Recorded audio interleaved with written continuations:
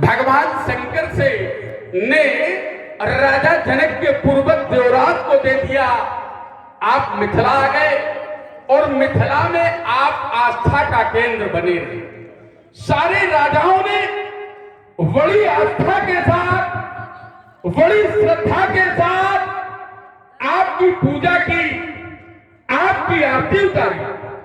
फिर आज इस राजा को ऐसी कौन सी स्थिति इसके सामने खड़ी हो गई कि श्रद्धा समाप्त, आस्था समाप्त,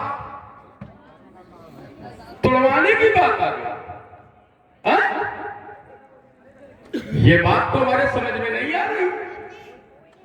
भाई भगवान शंकर का धनुष, और ये कोई साधारण धनुष नहीं है, ये दिव्य धनुष है। इसको तोड़वाया जाना और रावण की दृष्टि में ये न्याय नहीं, ये तो अन्याय है। और अब मैं आ गया हूं, मेरी अनसुलझी बातों को मैं मिथिला में जब तक सुलझा नहीं लेता तब तक मैं राजा जनक के स्मरण में अवरोध लगाता हूं। मिथिला समाज में सम्मानित दशहरा जी का शुभागमन, शुभ आगमन के उपरांत राजा जनक के द्वारा स्वागत और सम्मान से अभिभूत होना, प्रसन्न होकर के और राजा जनक की प्रति अपने हृदय की अभिव्यक्ति प्रस्तुत करना। उसके बाद श्री राजा जनक ने एक निर्णय लिया है। निर्णय के मूल में है भगवान शंकर का वो धनुष, जिसे रावण जी ने अपने उद्बोधन में कहा है कि दिव्य धनुष है। दिव्य धनुष पर श्री जनक जी ने एक निर्णय लिया। निर्णय का परिणाम होगा, जो धनुष को तोड़ेगा वो सीता से अपना नाता जोड़ेगा, अर्थात वो राजा जनक की बेटी से विवाह करेगा। रावण जी ने कहा कि भगवान शंकर के द्वारा ये धनुष राजा जनक के पूर्वज देवराज को दिया गया था और राजा जनक की पूर्वज तब से अब तक इसकी पूजा और अर्चना करते चले आ रहे हैं। मेरे विचार से धनुष का तुड़वाया जाना अन्याय है। चलिए, बढ़िया, बहुत बढ़िया। उसके पहले हम आपके द्वारा प्रस्तुत किए गए कथोकथन के पक्ष में अपने विचार हम व्यक्त करें, लेकिन उसके पहले आपका स्वागत और सम्मान करना ये हमारी संस्कृति है, ये हमारे संस्कार है, ये हमारी सभ्यता है। अस्त मिथिला की पावन भूमि पर रक्त संस्कृति का प्रचार प्रसार करने वाले काक्षेत्र पुलस्त वंश के कुल दीपक मां केकसी के गोद के प्रसून संवादित दशानंद जी, ये मिथिला समाज आज आपको अपने मत पाकर के गौरवान्वित हो रही है, गौरव का अनुभव कर रही है। आपकी गौरव में उपस्थिति इस समाज के लिए ही प्रार्थनीय नहीं है, इस समाज के लिए ही वंदनीय नहीं है, इस समाज के लिए ही अभिनंदनीय नहीं है, अब इस बाण के लिए भी वंदनीय है, अभिनंदनीय है। अस्त्र बाण आपका स्वागत करता है, आपके चरणों में कोट कोट वंदन करता है। स्वीकार। तुम्हारा स्वागत, तुम्हारा वंदन, तुम्हारा अभिनंदन ये रावण स्वीकार करता है और भगवान शंकर के नाम की जय जयकार करता है। जय जय भोलेनाथ की। आपने कहा कि भगवान शंकर ने धनुष देवराज को दिया था। हाँ, कुछ ग्रंथों में ऐसा वर्णन है, एक पुराण में ऐसा भी वर्णन मिला है कि भगवान शंकर ने ये धनुष देवराज को दिया था। अन्य पुराणों में, ग्रंथों में यह दर्शन मिलता है कि भगवान शंकर ने ये धनुष देवताओं को दिया और देवताओं ने धनुष देवराज को दिया। लेकिन जो भी दोनों ही स्थितियों में ये धनुष देवराज के पास आया। जब ये धनुष देवराज के पास आया तो भगवान शंकर ने कहा था, शायद उस ओर आपका ध्यान नहीं गया, कि जाओ इस धनुष को ले जाओ और इसकी पूजा अर्चना करना, तुम्हारे वंश में किसी को भगवान मिलेंगे। जरा इन शब्दों पर ध्यान देना। आप जैसा व्यक्तित्व है और निश्चित रूप से शब्दों पर ध्यान देते हुए उस पर प्रत्युत्तर आएगा। जाओ ले जाओ, इसके माध्यम से आपको भगवान मिलेंगे। देवरात की ये 24वीं पीढ़ी है। इस पर भी भ्रांतियां हैं कि कुछ लोगों का कुछ और मत है, लेकिन जो भी हो, तो ये तब से अब तक इस धनुष की पूजा हो रही है, आरती हो रही है, किसी को भगवान नहीं मिले। राजा जनक ने सोचा कि अभी तक तो इसकी पूजा हो रही, भगवान नहीं मिले, तो भगवान आते कब हैं? कब आते भगवान? तो ये हुआ कि दो ही स्थितियों में भगवान आते हैं। पहला तो प्रेम से, और दूसरा जब उनके भक्तों पर समस्या आती तब। तो प्रेम से तो आए नहीं, तो भक्तों पर जब समस्या आएगी, और ये सिद्धांत नहीं, ये बिल्कुल भगवान का सामाजिकता से जुड़ा है कि जब जब हम इसे सरल करके ही परोस दें कि जब जब भगवान शंकर के भक्तों पर समस्या आई, जब जब भगवान शंकर के शिष्यों पर समस्या आई, जब जब भगवान शंकर पर समस्या आई, हमारों से स्पष्ट कर रहे हैं, तब तब उस ब्रह्म ने आकर के भगवान शंकर की रक्षा की, भगवान शंकर के भक्तों की रक्षा की, शिष्यों की रक्षा की। अब मैं सीधे कह दूं कि जब हर पर समस्या आती है तो हरि जरूर आ जाता है। बस राजा जनक ने सोचा इस भगवान शंकर का धनुष तोड़वाओ तो शायद वो आ जाए। अल्प विराम के साथ चाहता श्रीमान जी, तुम्हारा प्रयास सार्थक है। प्रयास जो तुमने किया उसके लिए साधुवाद है, लेकिन बात ये नहीं, लेकिन लग गया। और लेकिन लग जाए तो कहीं ना कहीं कोई अलग बात आ जाए। नहीं, एक और कारण है ना हर जगह, लेकिन हम आप लगाएंगे नहीं तो वार्ता आगे बढ़ेगी नहीं। नहीं, कई बार एक बात लगाकर वार्ता को आगे बढ़ा लिया जाता है। जैसे इस ग्रंथ ने जिसकी रचना की, जब उसकी लेखनी रुक गई तो उसने एक को लगा के आगे बढ़ा दिया, और जहां एक को लगा दिया वही एक नए अध्याय को जन्म दे दिया। जैसे चाहे वो एक बार त्रेता युग माही शंभु गए कुंभज ऋषभाही, या एक बार भूपति बदमाही भयग्राम मोरे सुतनाही, या एक बार जननी हरवाए, या एक बार कुबेर का धावा, तो उसने एक शब्द का प्रयोग किया, लेकिन हम आप लेकिन का प्रयोग करें। आइए हम विषय से हमने मिथिला में एक बात रखी थी कि यह धनुष जब से मिथिला आया आस्था का केंद्र बना रहा। एक बहुत अच्छा चिंतन तुम्हारे द्वारा दिया गया कि भगवान शंकर ने एक बात कही थी कि इस धनुष को ले जाओ, इसकी पूजा करना, इसके माध्यम से तुम्हारे वंश में किसी महाप्रभु की प्राप्ति होगी। क्या मिल गए क्या महाप्रभु? ध्यान देना जरा, क्या मिल गए वो महाप्रभु जो लक्ष्य कराने की व्यवस्था बना दी गई, और जिसके द्वारा महाप्रभु की प्राप्ति हो उस माध्यम को समाप्त करा दिया। भाई महाप्रभु जिससे मिले, चिंतन का विषय यह है जो माध्यम बन जाए उस परमात्मा की प्राप्ति का, उसके साथ ये व्यवहार। जबकि परमात्मा प्राप्ति का क्रम इनका ये नहीं है।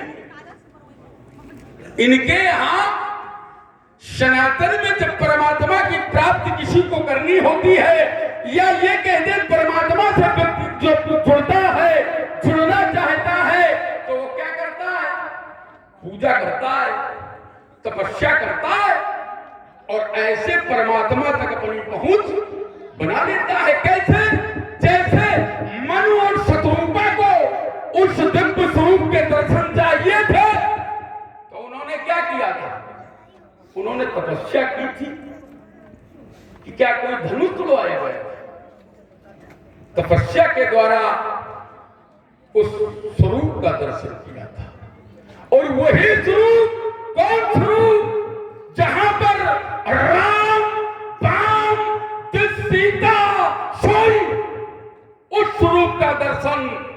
मनु और शत्रुपा ने उस समय किया था। दूसरी चीज ये विधा हमारी है भाई, परमात्मा से जब हमें जुड़ना होता है, हमें कुछ पाना होता है, तो हम क्या करते हैं, वो ऐसे आता नहीं है तो हम कैसे बुलाते हैं, हम विवश कर देते हैं उसे आने के लिए।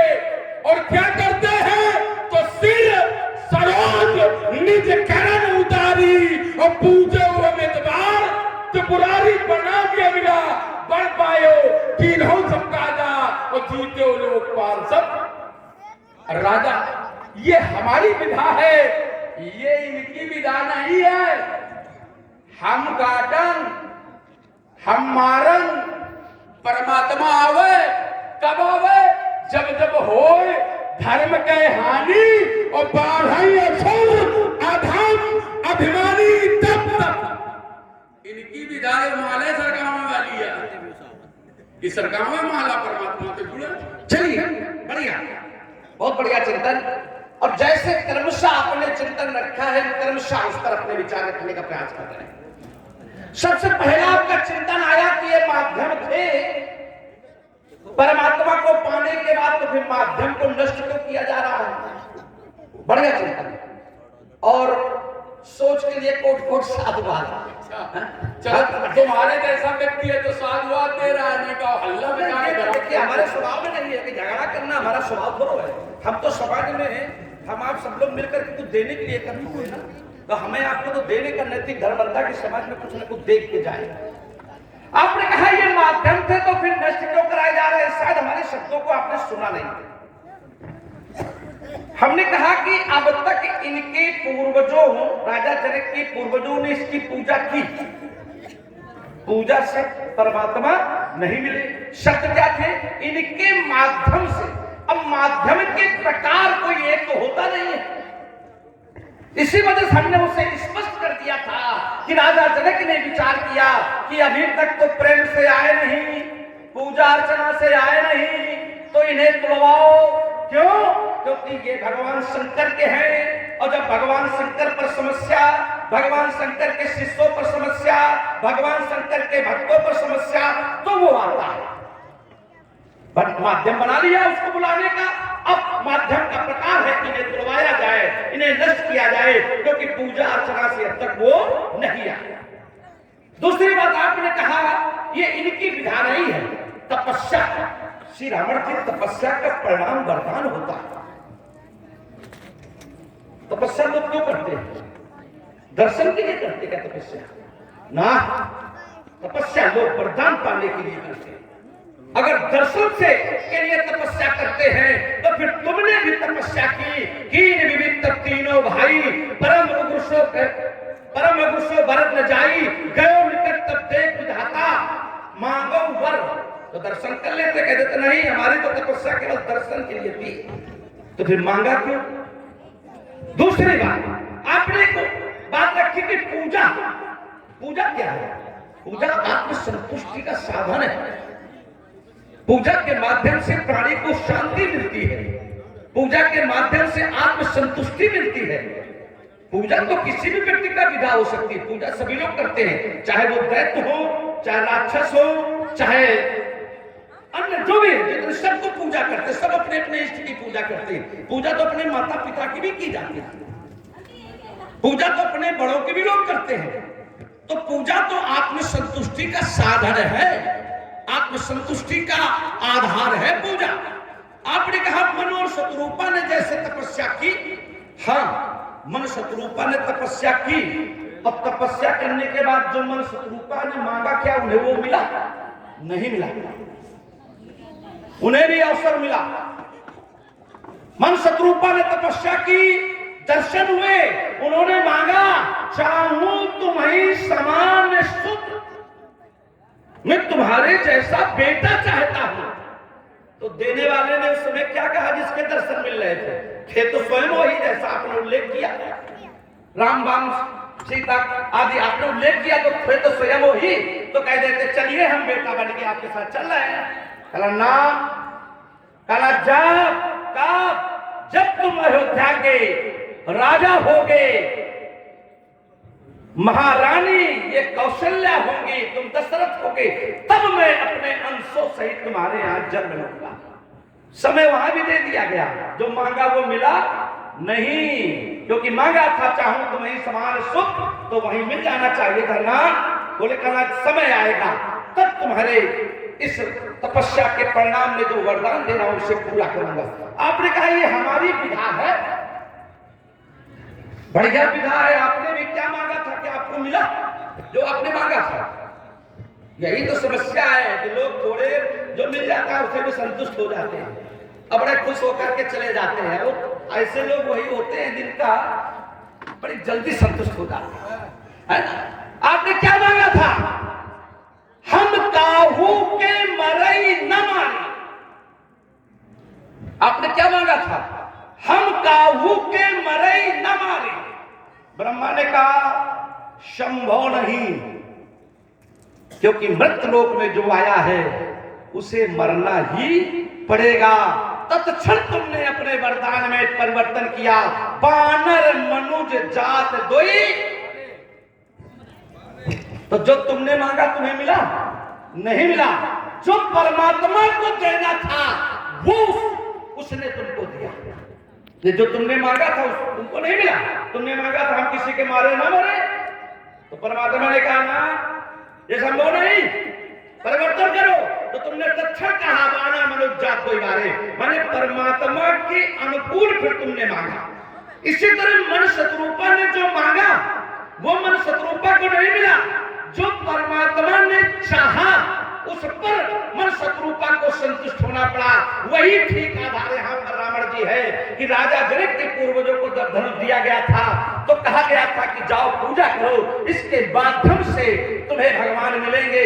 अभी तक भगवान किसी को नहीं मिले। राजा जनक ने सोचा माध्यम बनाओ, तोड़वाओ, चलिए परमात्मा आ जाएंगे। आइए फिर इस क्रम से जोड़ते हैं।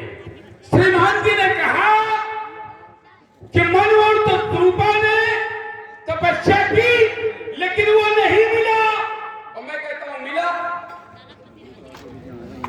बेदी हरि हर तप देखे बारा और मनु समीप आए, बहुबारा मांग मांग वरदान मांगो, लेकिन नहीं मांगा।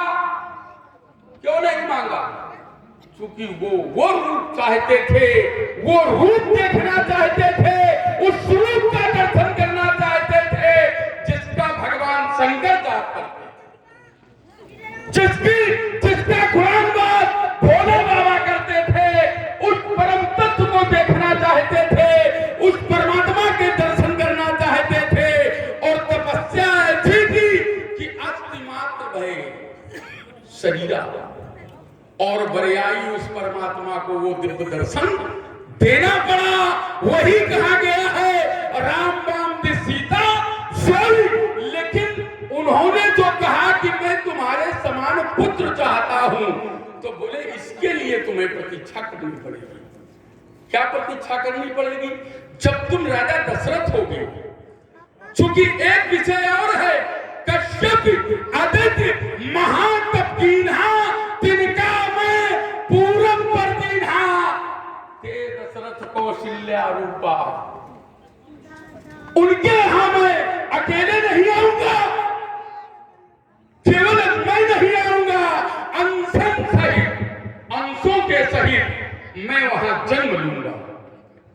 अब तुमने एक बात और रखी, बोले रावण जी जो तुमने मांगा क्या मिला? हाँ मिला। क्यों नहीं मिला?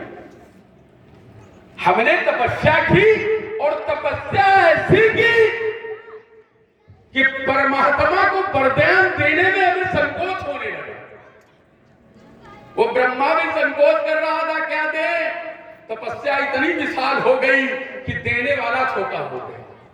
और ऐसा हो जाता है, ऐसा तुम्हारे यहां भी हुआ, वो देने वाला भी छोटा हो गया। जब तुम्हारे पिताजी के यहां वो आया तो छोटे हो गया। क्योंकि इतना बड़ा विशाल साम्राज्य तुम्हारे पिताजी ने स्थापित कर दिया था कि उस परमात्मा को 52 अंगुल बंद कर दिया था। तो श्रीमान जी वो संकुचित हो गया देने के लिए।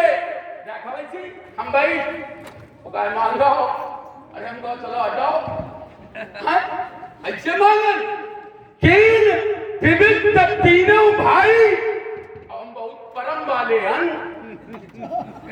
हम साधारण उनका, क्योंकि संसार में तब बहुत लोग तीन हुई हैं, लेकिन रावण ऐसा व्यक्ति है जिसने परम तप किया। कि परम वाला खड़ा है, लोग कहते लगा परम वाले, तो ये परम वाला है। हाँ? तीन विविध तीनों भाई, परम उग्र नहीं परम सुजारी, देख निकट तक गयो बधाता, अब मांगो ऊपर प्रसन्न तक मैं ताता।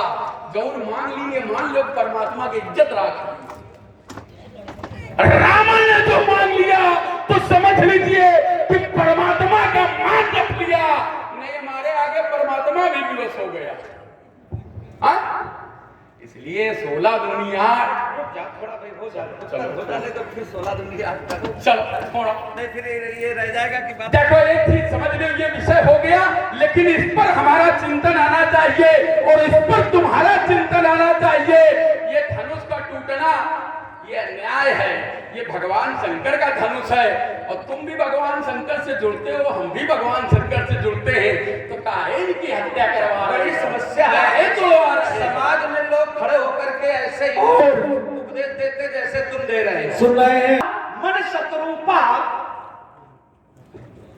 ने जो मांगा, और इसी क्रम में मन शत्रुपा ने जो मांगा वही उसे मिला। ईमानदारी से ना अपने हृदय पर हाथ रखो, जो मांगा वही मिला। क्या दर्शन करना इनका उद्देश्य था? और अगर दर्शन करना उद्देश्य था तो दर्शन हो गए थे, तो फिर मांगने की आवश्यकता क्यों पड़ेगी? मांगा क्या था? विषय तो ये मांगा क्या था? मन शत्रुपा ने मांगा था, चाहूं तुम्हीं समान सुत, मैं तुम्हारे जैसा बेटा चाहता हूं। तो क्या मिला उन्हें? किसने मांगा था? मन शत्रुपा ने मांगा। तो मिलना किसको चाहिए था? मन शत्रुपा को मिलना चाहिए था। और मिला किसको? दशरथ और कौशल्या को। मांगे हम और मिले किसी और को। तो जो मांगा था वो मिला कहां? वहां देने वाले ने उनसे कहा प्रतीक्षा करो, जब तुम कौशल्या और दशरथ होगे तब हम तुम्हें मिलेंगे, इसके पहले नहीं मिलने वाले हैं। क्यों? क्योंकि वहीं पर आपने भी उसकी पुनरावृत्ति की, कश्यप पदित महातप कीना जिनको मैं पूरब वर दीना, मैं उनको भी यही वरदान दे चुका हूं, तो नहीं मिला। आपने कहा कि हमने भी जो मांगा, एक शब्द भी बड़ा बढ़िया प्रयोग किया था, चलिए वो शब्द नहीं बोलेंगे। तो आपने क्या मांगा था? हम काहू के मरई न मांगे, तो काहे यही मिलना चाहिए था कि किसी के मारे न मरो। फिर ये परिवर्तन क्यों कि बानर मनुज जात कोई बारे, इस कारण यह परिवर्तन, क्योंकि तुम्हारे मन में यह था कि बानर और मनुष्य को तो मैं मच्छर की तरह कुचल करके फेंक दूंगा, ये तो हमारा कुछ कर ही नहीं सकते हैं, और बाकी सबसे हम जीत नहीं सकते हैं, तो बाकी सबका नाम लेकर के तुमने मांग लिया कर बानर मनुष्य जात कोई बारे। अगर मैं मरूं तो बानर और मनुष्य मरूं, क्योंकि हमें मार ही नहीं सकते। तुम्हें अगर ये भान होता कि नहीं मानव में भी ये शक्ति है कि ये सब हो सकता है। हाँ, आपने कहा कि तपस्या, एक आपको 3 लोगों को तो वरदान मिला ही मिला था, जहां कुछ लोगों का ध्यान ले चलेंगे। एक वहां स्त्री भी थी जिसे वरदान मिला था। हम इधर को अर्धाली नहीं पढ़ेंगे, नहीं वो थोड़ा होगी, लेकिन संकेत ले जाएंगे। लंकनी को भी वहां ब्रह्मा जी ने वरदान जिस समय आप लोगों को दिया, तो लंकनी को भी वरदान दिया था कि जिस समय कप के मारे, वो चौपाई नहीं पढ़ेंगे, सभी लोग पढ़ते होंगे, बहुत अच्छे लोग बैठे हुए हैं, और थोड़ा ध्यान ले जाए। सुंदरकांड में ये चौपाई है, जब हमें इसको विवाद का विषय न ले जाना, श्री राम जी हाथ जोड़े दे रहे, नहीं आप सोचो कि सुंदरकांड की बात कहां से हो रही है। तो वहां पर लंकनी को भी वरदान मिला था, उसने तो कुछ भी नहीं किया था, उसे मिला। न उसने तपस्या की, न उसने मांगा, और कुछ नहीं किया। ब्रह्मा जी जब वरदान दे के आपको चले, तो लंकनी जी के कनक तुमको भी वरदान दे रहे हैं, जब तुम बानर के मारने से मूर्छित हो जा रहा है तो समझ लेना कि रावण का नाश होने वाला है? तब ये वरदान उन्हें मिला था। तो कभी कभी बगैर मांगे भी वरदान मिलता है, जैसे लड़कनी को मिला। तो इस कारण हाँ एक बात बढ़िया जोर दे करके दोबारा कर, ये तो सबकी शायद किनारे कर दो। कल ये धनुष टूट रहा है, तुम भगवान शंकर के भक्त, मैं भी भगवान शंकर का भक्त, ये अन्याय हो रहा है। हाँ बिल्कुल ईमानदारी के साथ ये अन्याय हो रहा है, लेकिन ये न्याय और अन्याय की बात आज मिथिला में क्यों है? इसके पहले आपके मन में न्याय अन्याय की बात क्यों नहीं है? जिस समय भगवान शंकर की सृष्टि का विनाश करते हैं तब न्याय अन्याय की बात क्यों नहीं आती है? जिस समय भगवान शंकर के भक्तों पर आप अत्याचार करते हैं तब आपको न्याय अन्याय की बात समझ में क्यों नहीं आती? यज्ञ के मूल है भगवान शंकर, यज्ञ के मूल है भगवान शंकर, और उन यज्ञों को विध्वंस करने के लिए जब तुम आदेश देते हो तब न्याय अन्याय की बात समझ में क्यों नहीं आती? ये ब्राह्मण यज्ञ करते हैं, जब इन ब्राह्मणों को यज्ञ करने के लिए रोकते हो तब तुम्हें न्याय अन्याय की बात समझ में नहीं आती है। चलिए ब्राह्मणों तक को मारो तो ठीक है, बेचारी गायों को भी तुम मारते हो, इन गायों का क्या अपराध था? तब तुम्हें न्याय अन्याय की बात समझ में नहीं आती है। तो ये केवल आज मिथिला में न्याय अन्याय की बात क्यों हो रही है? ये तो फिर हमेशा होनी चाहिए न्याय अन्याय की बात। इसी के साथ में छोड़ रहा हूं। आइए अब हम इसी पर चर्चा करेंगे, क्योंकि ये विषय नया आ गया तो इसी विषय से जुड़ जाना चाहते हैं। श्रीमान जी ने कहा ये धनुष, इस पर न्याय अन्याय की चर्चा करते हो, इसके पीछे न्याय अन्याय की चर्चा नहीं करते हो। यही तो तर्क है मिथिला में। जब रावण ऐसा कुछ करता है तो संसार अत्याचारी कहता है, रावण जब ऐसा कुछ करता है तो संसार पापाचारी कहता है, संसार दुराचारी कहता है। और ये करें ये भगवान शंकर के धनुष तो राम है, ये धर्माचारी, ये एक छोटी सी बिटिया है। जो करे संसार की सारी नियमावली केवल रावण के ऊपर लगेगी। ये चाहे हम कुछ करे, रावण करे तो अन्याय कर रहा है, रावण करे तो अत्याचार कर रहा है, और ये करें तो धर्माचारी होगी, ये करें तो धर्म के ठेकेदार होंगे। तुमने कहा तुम्हारे द्वारा इनके साथ ऐसा क्यों किया जाता है? हमारे द्वारा इनके साथ किया नहीं जाता है, ये तो हमसे करवाया जाता है। क्या रावण करता? कभी नहीं करता ऐसा। रावण को विवश किया गया ऐसा करने के लिए। ध्यान देना, क्या रावण ऐसा था एक व्यक्ति को मैं जोड़ के लाता हूं राजा प्रताप भाई, तो चाहना कहां पुराण शुद्ध एक एक सब जाग, तो बारिश सहस्त्र नप किए अधिक अनुराग हृदय नकच फल अनुसंधाना, और भूप विवेकी परम सुजाना करे जो धर्म करम मन बानी, तो वासुदेव अर्पित नभ ज्ञानी। जो राजा प्रताप भान धर्म और कर्म करता था वो भी भगवान वासुदेव को अर्पित करता था। मिला क्या? बोले जाय निशाचर हो नक मूल सहित, परिवार काल पाई मुनि सुन सोई राजा, भयउ निशाचर सहित समाजा, 10 सिर ताहि 20 भुजदंडा, और रावण नाम वीर बरी बंडा। अब इनके ब्राह्मणों के साथ और गांव के साथ क्यों करता हूं? क्योंकि हमारे बैरी विविध बरूथा, ध्यान देना जरा, तुम्हारे जैसा सुधी व्यक्ति है, हमारे बैरी विविध बरूथा ते सन्मुख नहीं करे लड़ाई, वो हमसे सामने लड़ते नहीं। क्योंकि जिस समय में जाता हूं वो कंदराओं में घुस जाते हैं, तो उनके बलहीन करने का हमने एक क्रम बनाया। क्या क्रम बनाया? क्षुधा छीन बलहीन सुर सहजई मिली है आए, तब मारी हां की छाड़ी हां भली भांति। अपनाए।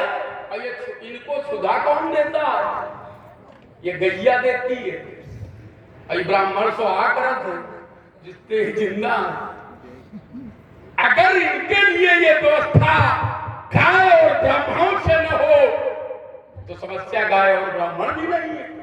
लेकिन ये उसको भोजन देते हैं जिससे देवताओं को अमृत प्रदान होता है, इसलिए हमारा इनसे सीधा विरोध होता है। चलिए बढ़िया, आपने जिस धारा से बात को जोड़ी उसी धारा से हम यात्रा करेंगे। आपने कहा कि ये गाय और ब्राह्मण ये माध्यम है यज्ञ के, ये तो कहा। ब्राह्मणों ने विचार नहीं किया। और एक उदाहरण आपने राजा भानु प्रताप का रखा और बढ़िया उसको अच्छे ढंग से प्रस्तुत किया। भानु प्रताप ने भी एक अपराध किया। क्या अपराध किया था कि जिस समय वो एक मुनि के पास पहुंचा, मुनि ने कहा कि ब्रह्मा विष्णु महेश तुम्हारे बस में हो जाएंगे। अब जरा समझना, कहा क्या करो? कहा 1 लाख ब्राह्मणों को रोज भोजन कराओ। अगर 1 लाख ब्राह्मणों को आप रोज भोजन कराएंगे तो तुम्हारे बस में ब्रह्मा विष्णु महेश हो जाएंगे। कहे ये तो विष्णु का भक्त था, तो देखिए पूजा करो, वो एक अपने बस में करने लगा।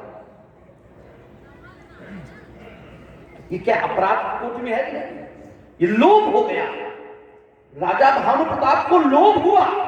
और सिद्धांत है शास्त्र का कि लोभस्य पापस्य कारणम, लोभ पाप का कारण बनता है और पापस्य विनाश का कारण, पाप विनाश का कारण बनता है। बस वही भानु प्रताप के साथ हुआ। ना होता लोभ, न करता पाप और ना होता विनाश। दूसरी बात आपने कहा कि ये करते हैं तो ये धर्मात्मा और हम करते हैं तो दुरात्मा।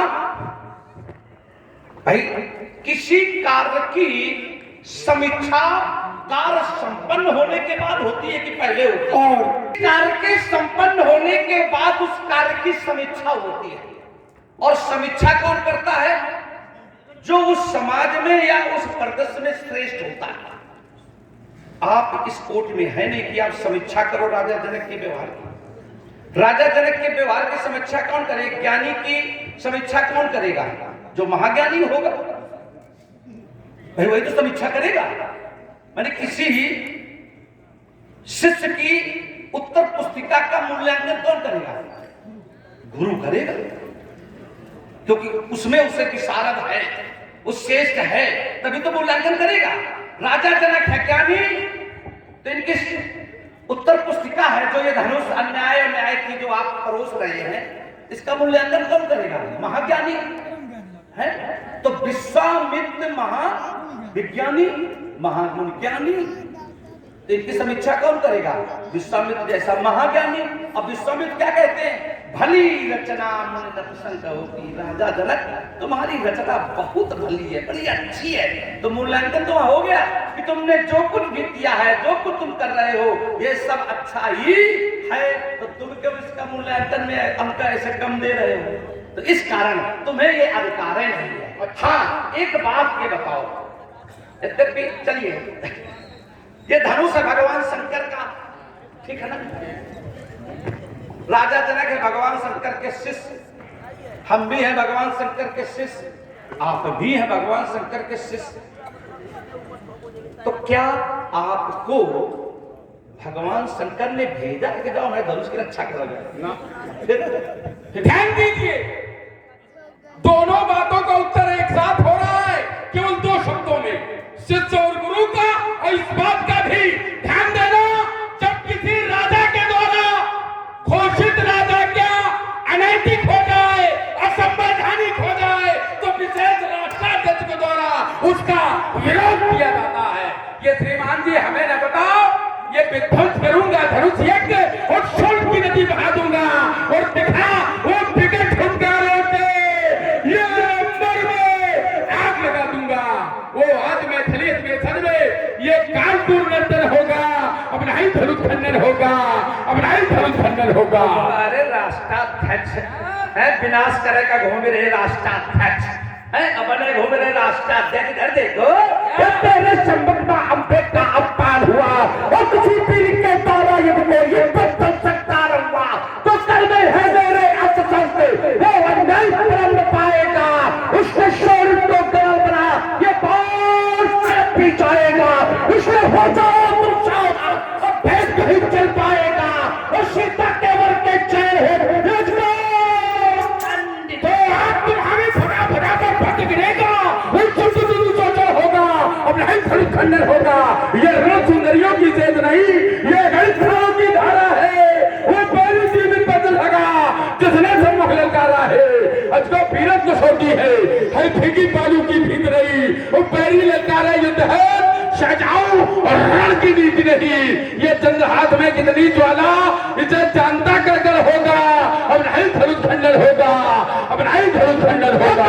तेरे तस्वीर संपन्न चल के अंकार गिरेंगे और सुन्नी होगी कंचन नगरी जब कल की कथा प्रहार करेंगे और शौर्य की सत्ताएं निकलेगी और बालों की बौछारें होगी और चारों ओर मस्ती रहे और तलवारों की धारें होगी। तब पीरत प्रदर्शन होगा। मैं कहता ललकार सभा में और धनुष का खंडन होगा और धनुष का खंडन होगा और धनुष का आपको उठाते में और कभी कभी पर्वतों से टक्कर लगाता हूँ लेकर सिद्धाता जब शत्रु का जवाब दो शत्रु को छाल कर दूं खोल में मिलाता हूँ। ऐसे खोल दे तो छिरिक जाओगे।